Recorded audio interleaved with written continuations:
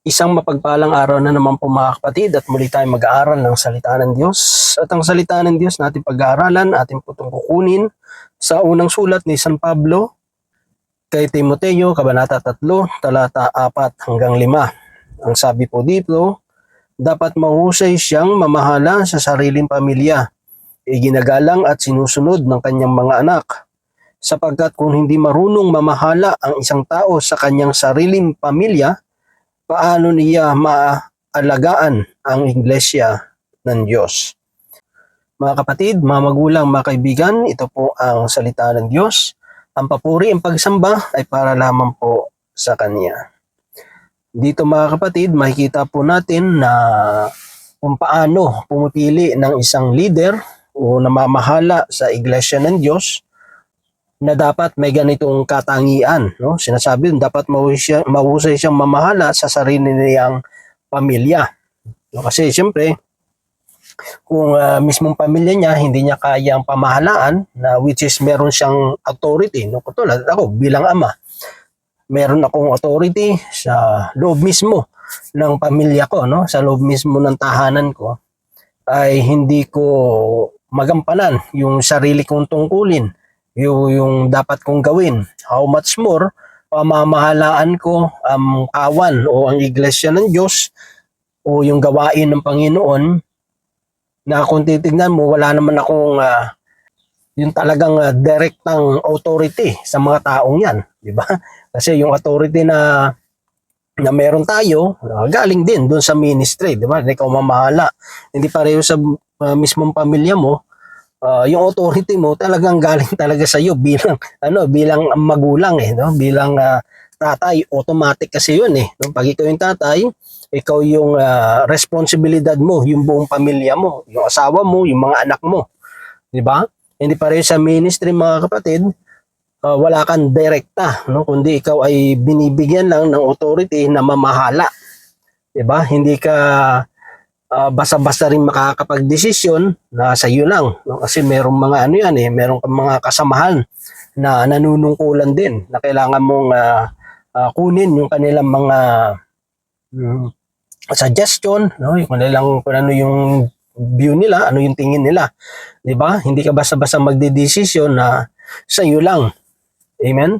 So, hindi pa rin kung sa pamilya, siyempre bilang tatay, ikaw yung responsibilidad mo na yun yung pamilya mo mismo. At kung hindi mo sila madisiplina, no, hindi mo mabigyan ng maayos na pamumuhay o hindi natin sila madala sa Panginoon o kaya wala tayong magandang relationship sa kanila o hindi tayo sinusunod ng ating mga anak, no, ng ating pamilya, much more, paano pa nating pamamahalaan yung kaawan ng Diyos? Siyempre, iba-iba yung ugali niyan. Diba? At sabihin pa sa'yo, bakit sino ka ba? Diba? Sino ka ba? Diba? Yung authority natin, kapag nasa gawain, ano lang yan hindi panghabang buhay no? Pag nasa posisyon ka, pag pwedeng mawala rin yan sa'yo. Pwede ka matanggal, pwede ka mapalitan. Diba? Pero yung pagiging magulang mo, hanggang nabubuhay ka, magulang ka pa rin Diba? Kung yung mismong pamilya natin, yung mga anak natin ay hindi natin kayang pamahalaan, how much more yung kawan, di ba? Iba-ibang mga pag-uugali na yan, iba-iba yung mga upbringing yan, iba-iba yung mga karanasan yan sa buhay, iba-iba yung mga pinagdaanan yan sa buhay. Hindi pareho kung magulang ka, alam mo, mula pag nang isinilang yung anak mo, di ba? Yung proseso, yung progress, yung mga napagdaanan nila sa buhay, alam mo yan, no? Unless nila wala kang pakialam, di ba? Di ba? Unless na lang kung ikaw yung magulang na walang pakialam, no? Kung anong nangyayari sa pamilya mo, sa mga anak mo, no? Na wala kang alam kung anong nangyari ganito, kung ano yung paborito nilang pagkain, di ba? Ano mga gusto nilang gawin, no? Marami yan di ba? So, mahirapan tayo na pamahalaan, mas lalo yung kawan ng Diyos. Kung mismo yung pamilya natin, hindi natin mapangasiwaan ng mabuti. Kasi magiging tayo yan, magiging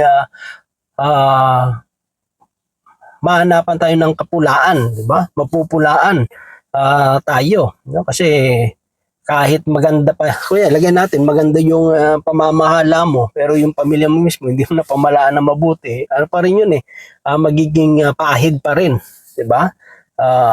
Sa atin. Kasi mas maraming mga tao na mabuti in public, but sa private, personal na buhay nila, ay hindi naman ganon. Kasi dapat maging totoo tayo. Kasi minsan may mga tao na, yung sabi ko, good in public, pero sa private life nila, sa sarili ng tahanan, hindi maganda yung kanila ipinapakita. Hindi sila magandang modelo, hindi sila magandang ehemplo sa kanyang pamilya. So, pag sa labas kasi, takot tayong merong sabihin ng tao. Kaya nga, nagtatago tayo sa ibang persona, no, sa ibang katangian, no, sa isang person. Diba? Hindi talaga tayo namumuhay doon sa sarili natin kung sino talaga tayo. Which is hindi ganun ang hinahanap ng Diyos sa mga nagli-leader. Dapat, kung ano ka doon sa personal life mo, sa private mo, dapat ganun ka rin sa public life mo. At kung ano man yung magagandang nakikita sa public, dapat ganun ka rin sa private life mo. Transparent, di ba? Kasi ano yan eh, kahit anong tago mo ng tunay mong ugali, ng tunay mong pagkatao, lalabas at lalabas din yan eh. No? May mga circumstances, may mga sitwasyon sa buhay natin, no, na biglang lalabas yung totoong tayo. Kaya dito may kita natin napakalaga na napapamalaan natin yung sarili nating mga tahanan. Na ipoprovide natin yung kanilang mga pangangailangan. Lalo siyempre ngayon sa sitwasyon ngayon, di ba? Maraming mga kabataan ngayon. So, yung mga latest na news, diba? Yung dalawang estudyante na namaril, no? Yung isang namang na estudyanteng babae na naksak ng kanyang mga kaklase. So, ano yun eh, nakadepende kasi paano dinidisiplina ng magulang yung kanilang mga anak. Diba? Kung nagagabayan ba, natuturuan ba ng maayos, pinapakilala ba ang Diyos sa buhay nila? Kasi napakalaga kasi yun eh, bilang mga magulang, ipakilala nila yung magkaroon sila ng takot sa Panginoon. Kasi kung kung meron silang takot sa Panginoon, hindi nila magagawa yung mga ganung mga bagay. Kasi yung takot nila sa Diyos, yun ang mag-aalis sa kanila o yun ang tutulong sila at mag-iiwas sa kanila sa paggawa ng mga ganung mga bagay, ng mga masasamang mga bagay na makapanakit ng kanilang mga kapwa. Di ba? So, dito may kita natin, nakadepende kasi yun eh, sa pagpapalaki talaga ng mga magulang. Diba? Sabi nga, bakit may mga batang nagnanakaw? Eh, siyempre, gutom yung anak eh, di ba? So, ibig sabihin, hindi ginampanan ng magulang yung kanilang responsibilidad na pakainin yung kanilang mga anak. Kaya ngayon, yung anak na ay natutong magnakaw. Di ba? Hindi natin pwedeng sabihin na, kasalanan ng anak yan, alam naman niyang mali yung pagnanakaw. Di ba? Pero ang tanong diyan, iprovide mo ba yung pagkain ng anak mo, di ba? Hindi naman magnanakaw yan kung busog yan. Ibig sabihin, hindi natin ginagampanan yung obligasyon natin, no? Hindi natin sila binubusog, hindi natin sila pinapakain. Kaya ng sapat ng kanilang pangangailangan. Kaya nagagawa nila yung mga bagay na yun. At kahit pa kapag naturuan talaga yan ng tamang asal, ng tamang pag-uugali, kahit kumalampay yung sikmura niyan, siyempre, hindi rin gagawa yan ng masama. Di ba? Kasi marami naman mga tao na kahit mas pipiliin pa nilang mamatay no, sa gutom kaysa gumawa ng masama o kaya magnakaw. Di ba? So nagagawa ng ibang mga tao yun kasi doon pala may kita mo na na naturuan na pangaralan ng mabuti ng kanilang mga magulang. Di ba? And the same time, siyempre, yung mga magulang naging mabuting ehemplo rin sa kanilang mga anak. Diba? Nakita rin ng mga anak nila sa kanilang mga magulang na kahit sabihin natin mahirap ang buhay, ay namumuhay pa rin ng marangal. No? Namumuhay pa rin na mayroong katapatan. Hindi nang luluko, hindi nang lalamang ng kapwa. So, minsan kung ano yung pinapakita natin sa ating mga anak, yung minsan talaga yung ginagaya nila. Kaya nga sa ating mga Pilipino, di ba? Sabi nga, kung ano yung mga nakikita ang ginagawa ng mga matatanda para sa mga bata, yun ang tama. Di ba? Kaya ginagaya ng mga bata. Kaya dapat tayo mismo namumuhay sa salita ng Diyos, namumuhay sa pananampalataya. Makita nila yung pananampalataya sa bawat isa sa atin. Kahit nga yung pag nagnininong tayo sa mga kasal, Siyempre kung kaya ka nga kinuwang ninong, kasi yung responsibilidad mo ay tulungan yung inaanak mo na lumaki na bilang mabuting Kristiyano, bilang mabuting mamamayan, di ba? Pero siyempre, kung hindi maganda yung relasyon mo sa mga anak mo, mas maganda, wag mo na lang tanggapin yung pagiging ninong. Kasi bakit? Kasi yung sarili mong mga anak, hindi mo nga maayos malaga ang mabuti, hindi natin maturuan ng pamumuhay Kristiyano o magkaroon ng mabuting asal o kung maging mabuting tao, how much more kung magiging pagiging ninong mo sa pangalan lang, di ba? Pero yung responsibilidad mo, hindi mo maibibigay ng tama, di ba? So, ganun ibigay mo na lang doon sa nararapat, no? O yung mga at least na karapat-dapat na kaya nilang gawin yung kanilang mga responsibilidad. Kaya hindi rin basta-basta yung pili ka lang ng ninong-ninong, di ba? Ninong-ninang, di ba? Kailangan na alam mo rin na itong mga taong ito, kaya mo nga kinuha ay magagampanan nila yung kanilang mga responsibilidad. Kasi simple lang naman nang gusto ipabot dito ni San Pablo kay Timoteo, hindi yung magiging epektibo ng isang leader kapag ganun ang klase ng tao na mismo pamilya niya hindi niya kayang pangalagaan, di ba? Kasi magiging pa rin yun magiging stumbling block, magiging kasiraan din no, yung ng taong yun. Kahit anong justification na gawin natin, talagang yun nagiging parte na talaga ng natin yun, nakakabit na yun no, sa buhay natin. Kaya siyempre, maganda doon, ayusin natin. Kung sira yung relasyon natin sa anak natin, sa pamilya natin, ayusin natin. At pag naayos na natin, tsaka tayo tumanggap ng posisyon, tsaka tayo tumanggap ng mga obligasyon. Diba? Kasi kung mahal natin yung gawain ng Diyos, mahal natin yung paglilingkod natin sa Panginoon, hindi natin i-compromise, hindi natin nahayaan na mabahiran yung paglilingkod natin, yung gawain ng Diyos, dahil sa mga pagkukulang natin. Di ba?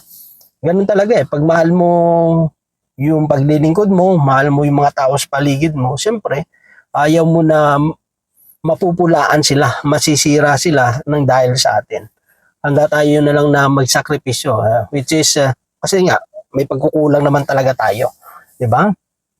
Na ito dapat yung nagiging basihan, no? Hindi dahil mas malapit ako sa isang tao, no? Sa mundo, palakasan, mayroon kang banker, mayroon kang kilala, hindi ganun mga kapatid. Hindi ito palakasan sa tao, kundi ito ay pagandahan ng relasyon sa Diyos. Kasi kapag maganda yung relasyon mo sa Panginoon, magiging maganda rin yung relasyon mo sa pamilya mo, sa kapwa mo tao. Kasi yung pagiging magandang relasyon sa Panginoon, yung pagkakaroon, hindi yun sa ganda ng sinasabi natin. Diba? Hindi sa husay, hindi sa galing natin. Diba? Makikita mo kung ano ang isang tao, sabi nga, puntahan mo sa kanilang tahanan. Diba? Tingnan mo anong sitwasyon ng pamilya. Doon mo malalaman ang tunay na ugali ng isang tao. Yeah? Kasi yung pamilya natin, sila mismo yung makapagsasabi kung ano talaga tayo. Di ba? Ngayon nga sabi ko sa isang sa video ko, hindi ko pwedeng sabihin na ako isang mabuting ama. Hindi ko pwedeng sabihin yon. Ang pwedeng magsabi yon, siyempre yung mga anak ko. Hindi ko rin pwedeng sabihin na mabuti akong asawa. Ang makapagsasabi lang yan is yung asawa ko, di ba? Kahit na nagtatrabaho ako para sa kanila, kahit na ako yung nagdadala ng pinansyal, pero hindi yun ang basihan No? Sabihin ko, hindi, mabuti akong ama kasi pinuprovide ko yung pangangailangan ng aking mga anak. Diba? Ganun.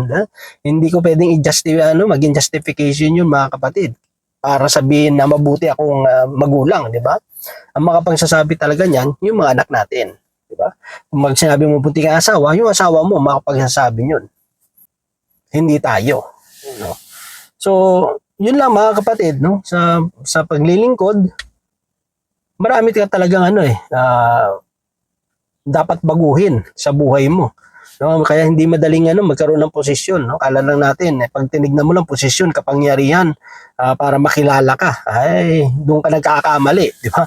Kasi kapag nagkaroon ka ng posisyon, ng kapangyarihan, mapipilitan ka talagang baguhin yung buhay mo. Ano? Gustuin mo mo hindi, kailangan mong magbago. Diba? Ganun talaga yun eh.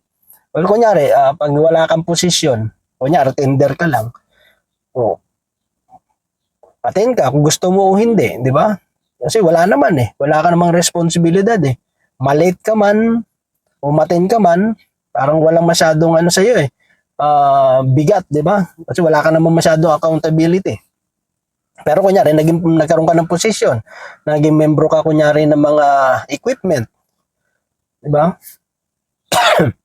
Nagkaroon ka na kaya ng posisyon na sa marshal, o kaya asheret. Siyempre, kailangan mong pumunta doon mas maaga kasi kayo yung maglalagay ng mga sound system, di ba? Sa asheret, siyempre, pag may mga dumarating, ikaw yung maglilista ng kanilang mga pangalan. So, ano mangyayari? Kahit parang ayaw mo matin, kailangan mo matin, di ba? Kahit tinatamad ka, kailangan sabihin mo sarili mo, kailangan mong gumising na maaga kasi nga, magsiset pa kayo ng mga gamit, di ba?